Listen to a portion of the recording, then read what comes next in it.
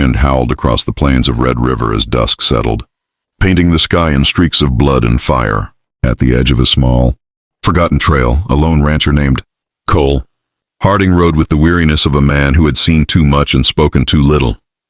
He wasn't a man who sought company, nor did he trust easily, but fate often had a cruel way of crossing paths when least expected.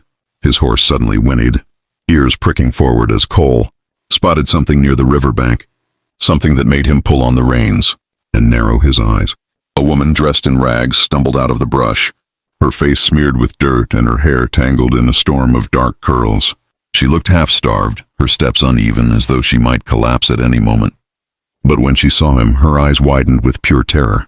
"No, don't look. Please!" she cried, throwing her arms up to shield herself as though his very gaze was another whip, ready to strike.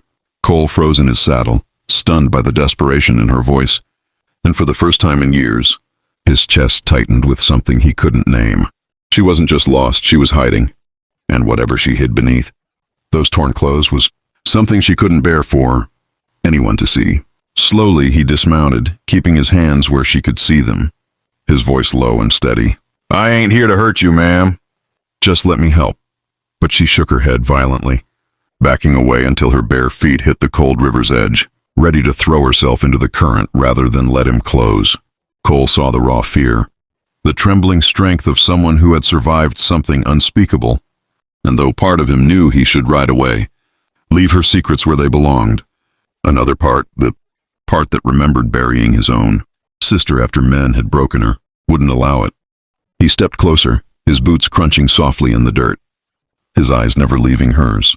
"Whoever hurt you," he said firmly, "they ain't here now. You're safe." She flinched at the word safe, as if it were foreign to her, but her knees buckled, her body giving out from exhaustion. Without thinking, Cole caught her, her frail weight collapsing into his arms. She gasped, clutching the front of his shirt, her voice a broken whisper. Don't see, don't know." And then her eyes fluttered closed, leaving Cole standing, there with a stranger whose past was written, in wounds he hadn't yet seen, and whose presence would soon unravel. Everything he thought he knew about solitude, Cole carried the unconscious woman back to his ranch, the silence of the prairie heavy around him, broken only by the steady beat of hooves against dirt. His cabin wasn't much, just a single-room shelter, with a sturdy roof and the smell of wood smoke lingering in the air, but it was warm, and it was safe, and it was all he had to give.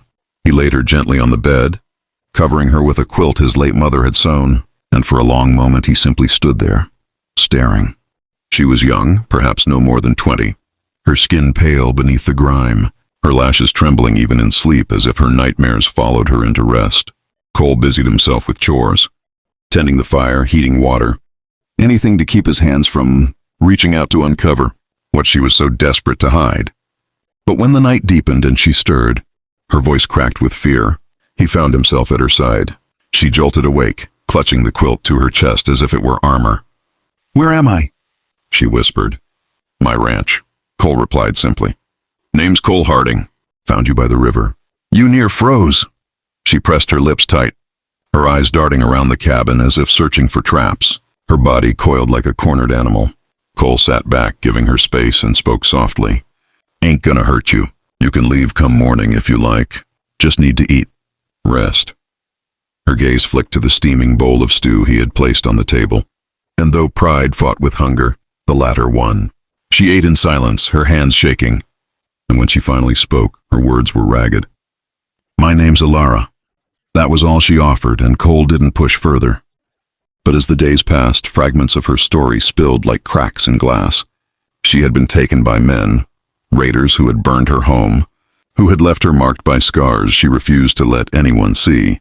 She had escaped, but not without losing everything, and the thought of someone looking at those scars was unbearable to her. Cole listened, his heart aching with each word, but he didn't ask to see. He didn't pry. Instead, he taught her to gather eggs, showed her how to saddle a horse, let her ride the open fields until the wind carried some of her fear away. And slowly, Alara's laughter returned, not loud or free, but soft, uncertain, like a melody long forgotten. Still, every time he caught her flinch beneath the brush of his hand or pull the quilt tighter around herself, He remembered her words at the river. Don't look, please. And he wondered if one day she would trust him enough to let him see what she had hidden from the world. The peace they built was fragile, like glass under a hammer, and it shattered. The night men came riding hard across the plains. Cole heard them first. The thunder of hooves, the cruel laughter, the sound of shotguns cocking beneath the moonlight. Alara froze, her face paling as memories flooded back, her whole body trembling. It's them, she whispered, her voice breaking. The ones who... She couldn't finish, but Cole understood. He grabbed his rifle, his jaw hard as iron, and shoved her behind him. You stay inside. Don't come out no matter what. But Alara's wild spirit refused to be caged again. They'll kill you, she cried, tears streaking her cheeks. I can't watch someone else die for me. Cole turned, his eyes burning with something fierce. I ain't dying. Alara, not while you're here to fight for. The riders circled the ranch, shouting taunts, demanding the girl back as if she were still theirs to own. But Cole stood firm, firing warning shots that cracked through the night, his stance unyielding. The outlaws mocked him, but they didn't expect Alara to step onto the porch, her bare feet trembling on the wood, her voice trembling but loud. You'll never have me again, she screamed, gripping a revolver Cole had pressed into her hand. For the first time they saw the fire in her eyes, the defiance of a woman who had been broken but not destroyed. The fight was brutal, bullets ripping through the night, smoke choking the air, but together, Cole and Alara drove them back, their courage outlasting the men's cruelty. When silence fell at last, Alara collapsed against him, sobbing. He held her tightly, murmuring comfort, but then she pulled away, her hands trembling as she reached for the ties of her dress. You don't understand, she whispered, her tears wetting his shirt. You don't know what they did. What I look like now. Her voice shattered as she stepped back, her fingers fumbling. Don't look, please. Don't look at me. You'll hate me. Cole's heart twisted, torn between respecting her plea and the need to show her the truth, that nothing she carried could make him turn away. He froze, the weight of her pain anchoring him, and for the first time, he realized the choice ahead wasn't about scars. It was about love strong enough to see beyond.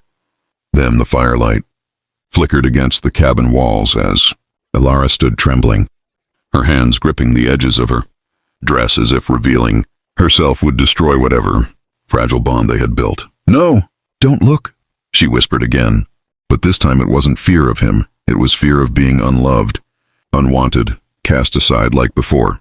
Cole took a slow step forward, his voice steady, soft, filled with something unshakable. Alara, I don't need to see to know who you are. I don't care what scars they left. You're here, you're alive, and you're stronger than any of them. Her breath caught, tears spilling faster, her shoulders shaking as if his words broke chains she had worn too long. But then, trembling, she let the quilt fall, her scars revealed in the glow of the fire. Cole froze, not in horror, not in disgust, but in awe. The marks of her suffering were etched across her skin, but so was the story of her survival. To him, she wasn't broken. She was the fiercest thing he had ever seen. He lifted his hand, slow and careful, and touched her cheek, his thumb brushing away a tear. You're beautiful, he whispered, the words raw and true. Every scar just proves you fought, and you lived. Alara's sob turned into a gasp, her body trembling as she leaned into him, the dam finally breaking. Why do you see me like this? She cried. Cole pulled her into his arms, his voice rough with emotion.